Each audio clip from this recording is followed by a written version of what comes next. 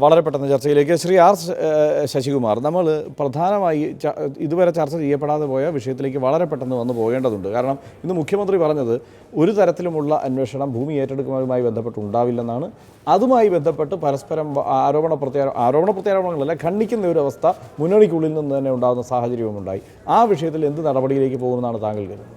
തീർച്ചയായിട്ടും ഗവൺമെൻറ് പാട്ടവ്യവസ്ഥയെ കൊടുത്ത ഭൂമിയിൽ ചില കണ്ടീഷൻസ് ഉണ്ടായിരുന്നു. ആ കണ്ടീഷനുകൾ വയലേറ്റ് ചെയ്ത് കഴിഞ്ഞാൽ ഭൂമി ഏറ്റെടുക്കുവാൻ ഗവൺമെൻറ് അധികാരമുണ്ടെന്ന് അന്ന് പാട്ടവ്യവസ്ഥയിൽ തന്നെ വ്യക്തമാക്കി പറഞ്ഞിട്ടുണ്ട്. ഇപ്പോൾ എന്തായാലും ഒരു അന്വേഷണം നടക്കുകയാണ്. അന്വേഷണത്തിൽ ഭൂമി ദുരുപയോഗം ചെയ്തിട്ടുണ്ടെന്ന് കണ്ടു കഴിഞ്ഞാൽ ഗവൺമെൻറ് ആ ഭൂമി പ്രാഥമികമായി ഭൂമി ദുരുപയോഗം ചെയ്തിട്ടുണ്ട് എന്ന് കണ്ടെത്തിയിരിക്കുന്നത്. പക്ഷേ ഇതിനകത്ത് ആ ഭൂമി അന്ന് ഏറ്റെടുത്തപ്പോൾ തന്നെ പ്രധാനമായിട്ടൊരു കാര്യം പറയുന്നത് UGCയുടെ ഗ്രാൻഡ് വാങ്ങാനും UGCയുടെ നിയമം പാലിക്കുന്നതിന് വേണ്ടി ഞങ്ങൾക്ക് ഭൂമി പതിച്ചു തരണമെന്ന് പറഞ്ഞു. വാസ്തവത്തിൽ ഭൂമി പതിച്ചു കൊടുത്തു 12 ഏക്കറും. ഇന്ന് 3 ഏക്കർ ഭൂമി മതി. പക്ഷേ പ്രശ്നം അതല്ല. ഇന്ന് അദ്ദേഹത്തിൻ്റെ പ്രസ്താവന ഞാൻ TV യിൽ കണ്ടപ്പോൾ അത് അതിശയിച്ചു പോയി. അത് പഴയ രാജാവിൻ്റെ CPയുടെ കാലത്ത് പതിച്ചു കൊടുത്തതായതുകൊണ്ടാണ്. അതിനെക്കുറിച്ച് ഇപ്പോൾ CPയുടെ കാലത്ത് തിരിച്ചെടുത്ത ഭൂമി തിരിച്ച് CPMൻ്റെ കാലത്താണ് നാരായണനായർക്ക് പതിച്ചു കൊടുത്തത്. തീർച്ചയായിട്ടും അന്ന് അതിനുശേഷം 68 നാരായണൻ നായർക്ക് പതിച്ചു കൊടുക്കുന്നത് 85-ലാണ്. അക്കാഡമിക്ക് ആദ്യം പാട്ടവ്യവസ്ഥ പതിച്ചു കൊടുക്കുന്നത് 1968-ലാണ്. അതല്ല ഭൂമി അതല്ല. മുഖ്യമന്ത്രി പറഞ്ഞതിൽ നിന്ന് മനസ്സിലാക്കുന്നത് നടരാജപിള്ളയുടെ മകന്റെ ആവശ്യം അംഗീകരിക്കാൻ കഴിയില്ല. എന്തുകൊണ്ടാ? അതാണ് ആ ആവശ്യമാണ് പറഞ്ഞത്. അത് നിലനിൽക്കുന്നതാണോ? അത് ആ ആവശ്യമാണ് അംഗീകരിക്കുന്നത്. അവരുടെ ആവശ്യം അംഗീകരിച്ചത് ഗവൺമെന്റ് തീരുമാനിക്കണം. അത് അങ്ങനെ. പക്ഷേ ഇപ്പോൾ അതിനേക്കാളും വലിയൊരു ഭൂക്കച്ചവടം നടന്നിരിക്കുന്നത്.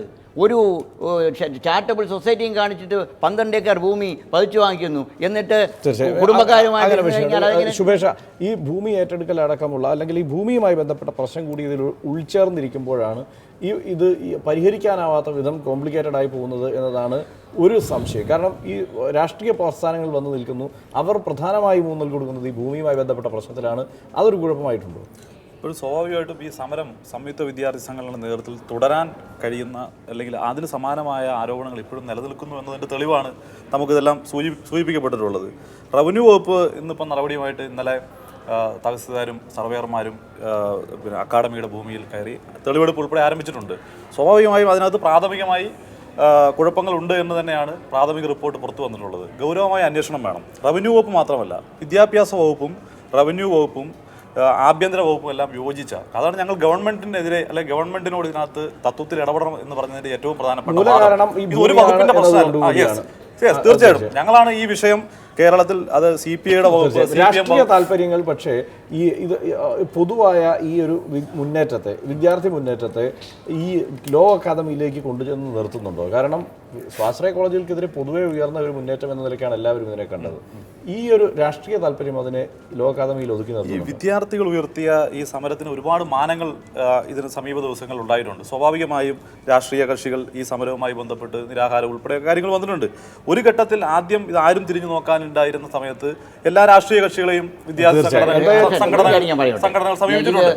ഭൂമിയുടെ കാര്യത്തിൽ ഈ ഗവൺമെന്റിന്റെ ഇപ്പോഴുള്ള നിലപാടുണ്ട്. എനിക്ക് തോന്നുന്നത് ഇത് ആത്യന്തികമായി ഈ ഭൂമി ഈ അക്കാഡമി CPMന്റെ നിയന്ത്രണത്തിലേക്ക് പോകും. എന്തായാലും നമുക്ക് തൽക്കാലം സമയം വളരെ പെട്ടെന്ന് അവസാനിപ്പിച്ചോളൂ. ഇവിടെ ഭൂമിയുടെ വിഷയത്തിൽ ഞാൻ മറുപടി പറഞ്ഞില്ല. അത് വിദ്യാർത്ഥി സമരത്തിന്റെ ഒരു ഘട്ടത്തിലുള്ള മുദ്രാവാക്യമായിരുന്നില്ല. പക്ഷേ ഇവിടെ ശ്രദ്ധിക്കേണ്ടത്, നിങ്ങൾ സൂചിപ്പിച്ച വിഷയത്തിലാണ് ഈ ചർച്ച സാർത്ഥകമായി അവസാനിക്കേണ്ടത്. കേരളത്തിലെ എണ്ണമറ്റ സ്വാശ്രയ എഞ്ചിനീയറിംഗ് കോളേജുകളിൽ ഇതൊരു വിദ്യാർത്ഥി സമര വസന്തത്തിന്റെ ഘട്ടമാണ്. ഇപ്പോൾ എല്ലാ വിദ്യാർത്ഥി സംഘടനകളും ഒരുമിച്ച് നിന്നാൽ കേരളത്തിലെ സ്വാശ്രയ എഞ്ചിനീയറിംഗ് കോളേജുകൾ എന്ന സമാന്തര ഭരണകൂടത്തെ തകർത്തെറിയാൻ. തീർച്ചയായും വളരെ നന്ദി. നമുക്ക് സമയപരിമിതി ഉണ്ട്, അതുകൊണ്ട് അവസാനിപ്പിക്കുകയാണ്.